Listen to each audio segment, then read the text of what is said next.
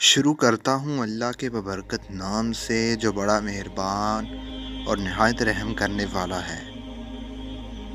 کئی بار ذہنوں میں سوال آتا ہے کہ شریعت میں صرف زنا کی سزا ہی اتنی سخت کیوں رکھی گئی؟ جب قرآن کی طرف رجوع کیا تو معلوم ہوا کہ جہاں صرف اللہ کے حق کا معاملہ ہوتا ہے تو اللہ نرمی کا رویہ اپناتے ہیں، اور جہاں بندے کا حق اللہ کے حق سے مل جائے تو اللہ پاک سختی اختیار کرتے ہیں۔ دو افراد کے زنا کے متاثرین دو فرد، دو خاندان، دو قومیں، دو گروہ یا دو قبیلے نہیں بلکہ پوری امت ہے۔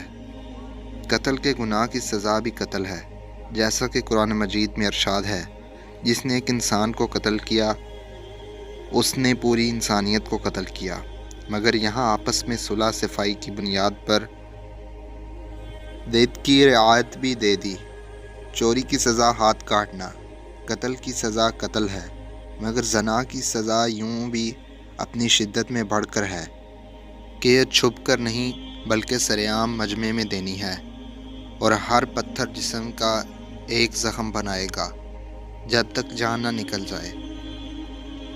اس میں حکمت یہ ہے کہ جیسا اس گناہ کا عمل میں اس کے جسم کے ہر ٹشو نے لطف اٹھایا، تو اب موت بھی لمحہ لمحہ اور پل پل کی اذیت کے بعد آئے گی، یعنی زانی جب تک اپنے خون میں غسل نہ کرے اس کی توبہ قبول نہ ہوگی۔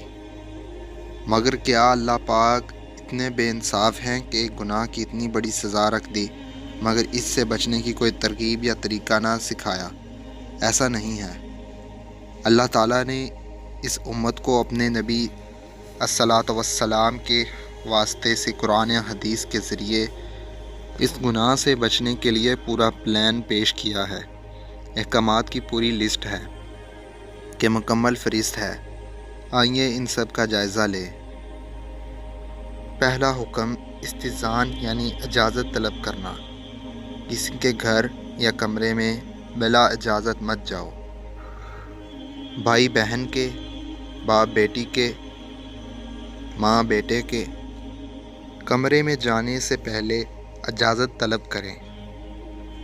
شریعت اس طرح ہمیں مزاج سکھا رہی ہے، اور آج اس حکم پر عمل نہ کرنے سے محرم رشتوں میں بھی خرابی آ رہی ہے۔ گھر میں دو حصے رکھیں، پرائیویٹ رومز یعنی ذاتی، کامن رومز یعنی عام پرائیویٹ کمروں میں محرم اجازت سے اور اجنبی بالکل مت جائیں، تاکہ ایک الگ سیگریٹڈ روم دوسروں کو نامناسب حالت میں نہ دیکھ لیں۔ اٹینڈ یعنی ڈرائنگ روم وغیرہ میں مرد ہی مردوں کو الگ کمرے عورتیں بالکل مت کریں، چاہے کزن ہوں یا سسرالی رشتہ دار۔ مگر المیہ یہ ہے کہ ہمارے ہاں کزنز کھلم کھلا فیمیل کزن کے کمروں میں جاتے ہیں، چھیڑخانی ہو رہی ہوتی ہے، ہنسی مذاق اور آؤٹنگ چل رہی ہوتی ہے، اور اسی دوران شیطان اپنا وار کر دیتا ہے۔ عورتیں یاد رکھیں کہ مرد زبردست اور عورت زیر دست ہوتی ہے۔ کیا یہ ممکن ہے کہ کوئی عورت پاک رہنا چاہے مگر مرد اس کو پاک نہ رہنے دے؟ دوسرا حکم نظر کی حفاظت۔ نظروں کو نیچے رکھیں اور اپنی حیا کی حفاظت کریں۔ یہ حکم مرد عورت دونوں کے لیے ہے۔ عورتوں کی شادی بیاہ اور مردوں کے بازاروں میں اکثر نظر بہکتی ہے۔ کوئی مہمان آئے تو عورتیں جھانکتی تاکتی ہیں، بات ہو رہی ہوتی ہے، جبکہ سرونگ بھائیوں کے دوستوں سے ہنس ہنس کر ملنا اور شریعت تو دیکھنے سے بھی منع کر رہی ہے۔ مردوں عورتوں کی یہ عادت شادی بیاہ میں کھل کر سامنے آ جاتی ہے، جب بے حیائی اپنے عروج پر ہوتی ہے۔ دو اندھے اگر آمنے سامنے بیٹھے ہیں تو ان کو نہیں معلوم کہ سامنے والا کیسا، کتنی عمر کا ہے، مگر شریعت ایک بینا اور اندھے کو بھی آمنے سامنے بیٹھنے سے منع کرتی ہے، جیسا کہ سیدنا عبداللہ بن ام مکتوم رضی اللہ تعالیٰ عنہ والی حدیث سے ثابت ہے۔ عورتوں اور مردوں کو کئی بار مجبوری میں بات کرنی پڑتی ہے، جیسے بازار وغیرہ، تب شریعت چہرے پر نظر ڈالنے سے منع کرتی ہے۔ صرف پردہ کرنا مسئلے کا حل نہیں، بلکہ نظر بھی جھکانی ہے۔ امام غزالی رحمۃ اللہ علیہ فرماتے ہیں، دو نظر سوچ کے اندر تصویر لی جاتی ہے، یہ تصویر خواہش میں بدل جاتی ہے، اور پھر یہی خواہش بے حیائی کا راستہ دکھاتی ہے۔ تیسرا حکم، زینت کو چھپانا۔ پردہ اور چیز ہے اور زینت اور چیز۔ عورت کے اعضائے زینت نماز میں چھپانے والے اعضاء ہیں۔ کوشش کریں کہ اس فتنے کے دور میں محرم سے بھی زینت والے اعضاء چھپائے جائیں۔ اپنے سینے اور گریبان کو خصوصاً ڈھانپیں۔ مرنے کے بعد اللہ تعالیٰ 4 کپڑوں میں عورت کو ڈھانک کر قبر میں بھیجنے کو کہتا ہے۔ ہم عورتوں نے زندگی میں 2 کپڑوں کا لباس معمول بنا لیا ہے کہ اب تو بوتیکس بھی مسلمان عورتوں کا غیر مسلم عورتوں سے بھی نماز والا پردہ ہے، یعنی سوائے چہرے، دونوں ہاتھ اور پاؤں کے باقی جسم چھپانا ہے۔ مگر یہاں تو ویکس بھی کروائی جاتی ہے اور فیشلز بھی۔ مرد حضرات پبلک یا گھروں میں شارٹس نہیں پہن سکتے۔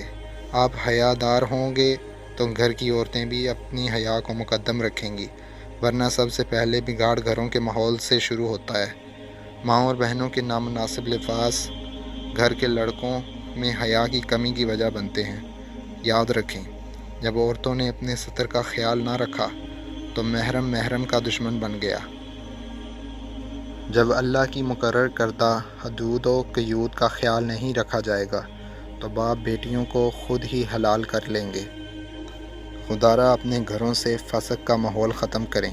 چوتھا حکم، بیوہ اور مطلقہ کا نکاح۔ ان کے نکاح کا مقصد معاشرے کو پاک رکھنا ہے، کیونکہ بیوہ یا مطلقہ ازواجی زندگی، ان کے نکاح کا مقصد معاشرے کو پاک رکھنا ہے، کیونکہ بیوہ یا مطلقہ ازواجی زندگی کے دور سے گزر چکی ہوتی ہیں، اور ان کے نکاح میں تاخیر یا انکار معاشرے کا بگاڑ کا سبب بن سکتا ہے۔ یہ حکم اس مرد کے لیے بھی ہے جس کی بیوی مر جائے یا وہ طلاق دے دے۔ یاد رکھیں، شادی پر اصرار وہی مرد کرتا ہے جو پاک رہ کر صرف بیوی سے سکون حاصل کرنا چاہے، ورنہ معاشرہ بھرا ہوا ہے ایسے غلیظ لوگوں سے جو شادی کو بوجھ سمجھتے ہیں، کیونکہ انہیں اس بوجھ کو گلے میں ڈالنے بنا بھی سب کچھ مل رہا ہوتا ہے۔ اللہ تعالیٰ نے اجازت دی ہے کہ ایک سے خواہش پوری نہیں ہوتی تو 2 شادیاں کر لو، 3 کر لو، 4 کر لو، اور اس میں بیوی کی اجازت بھی شرط نہیں۔ ہاں، بیوی کے حقوق پورے کرنا فرض ہے، مگر کیا کیا جائے، اس اخلاقی طور پر دیوالیانہ معاشرے کا کہ جو گرل فرینڈز تو 10 برداشت کر لیتا ہے، مگر بیوی 1 سے 2 نہیں۔ اس طرح بیوی یا مطلقہ کی شادی پر ایسے بے شرم تبصرے اعتراضات کیے جاتے ہیں کہ اللہ کی پناہ۔ نکاح میں بہت تاخیر نہ کی جائے۔ ہم گھروں میں کیبل لگوا کر، کھلی آزادی دے کر، کو ایجوکیشن میں پڑھا کر اپنے بچوں سے رابطہ بصری اور جنید بغدادی بننے کی توقع کریں تو ہم احکموں کی جنت میں رہتے ہیں۔ 2 جوان لڑکا لڑکی جب یونیورسٹی کے آزاد اور روشن خیال ماحول میں پڑھیں گے تو ان کا تعلق بنانے سے کون روکے گا؟ جب گھروں میں دینی تربیت میں پڑھائیں گے کہ ان کے تعلق بنانے سے کون روکے گا؟ جب گھروں میں دینی تربیت نہ ہو، مائیں اسٹار پلس کے ڈراموں اور کپڑوں کے ڈیزائنز میں مگن رہتی ہوں، اولاد کی سرگرمیوں اور اس کی صحبت سے ناواقف ہوں، تو جیسی خبریں آئیں دن اخبارات کی زینت بنتی ہیں وہ بعید نہیں۔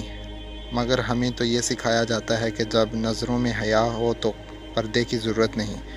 اس کا تو یہ مطلب بھی بنتا ہے کہ جب نظروں میں حیا ہو تو پھر کپڑوں کی ضرورت بھی نہیں۔ یہ اللہ تعالیٰ کا اپنے محبوب کی امت پر خاص احسان ہے کہ اس نے ہم میں پچھلی قوموں کی تمام گناہ دیکھ کر بھی ہمیں غرق نہیں کیا، ورنہ بنی اسرائیل کے لوگ تو بندر بھی بنائے گئے اور خنزیر بھی۔ توبہ کے دروازے بند نہیں، اور نہ ہی رب کی رحمت معدم ہو گئی ہے۔ جب کہ محبت اور ایمان کی روشنی دل میں آ جاتی ہے تو یہ نور علی نور ہے۔ اب ایسے دل میں بے حیائی داخل نہیں ہو سکتی۔ ایمان کا نور لینا ہے تو ان گھروں میں جا کر بیٹھ جاؤ جہاں سے صبح و شام اللہ تعالیٰ کا ذکر و تسبیح و پاکی بیان ہوتی ہے، یعنی مسجدیں۔ توبہ سے شاید دن گزرنے کا انداز بدل جائے، راتوں کی بے چینی سجدوں کے سرور میں بدل جائے، اور جب یہ میڈیا اور معاشرہ تمہاری توبہ کو کھانے لگے، تب فیصلہ ہوگا کہ تم اس رب العزت کے غلام ہو یا اپنے نفس کے۔